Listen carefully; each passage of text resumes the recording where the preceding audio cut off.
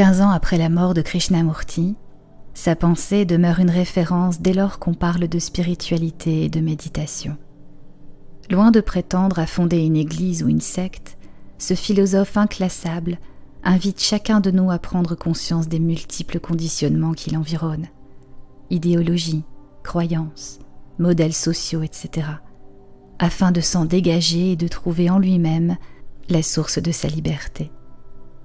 Le livre de la méditation et de la vie offre un ample panorama des thèmes les plus souvent abordés dans son enseignement: la souffrance, le désir, l'amour, la mort. Les chapitres de l'ouvrage correspondent au mois de l'année et comportent chacun 4 thèmes de réflexion. C'est la manière idéale de découvrir la pensée de Krishnamurti. Retrouvez dès aujourd'hui un enregistrement par jour. Les thèmes abordés ce mois-ci sont le temps, la perception, le cerveau et la transformation. Vous pourrez retrouver facilement tous ces enregistrements dans la playlist Krishnamurti du mois d'octobre. Bonne écoute.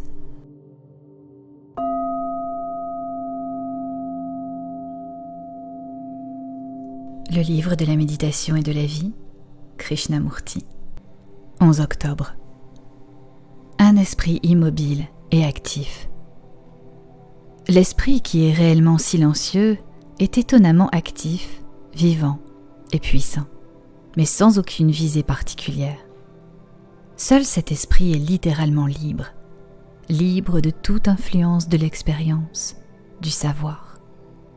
Un tel esprit est capable de percevoir la vérité, d'avoir la perception directe qui est au-delà du temps.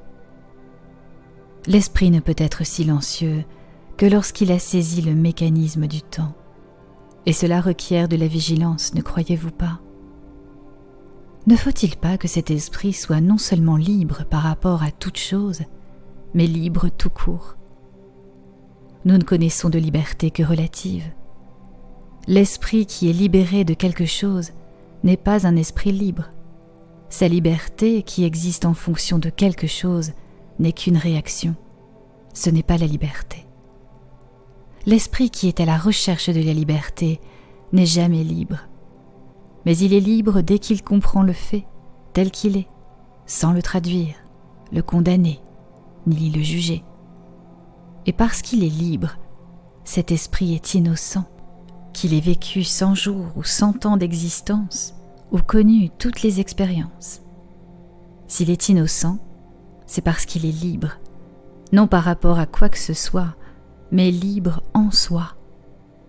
Seul un tel esprit est en mesure de percevoir le vrai, cette réalité hors du temps.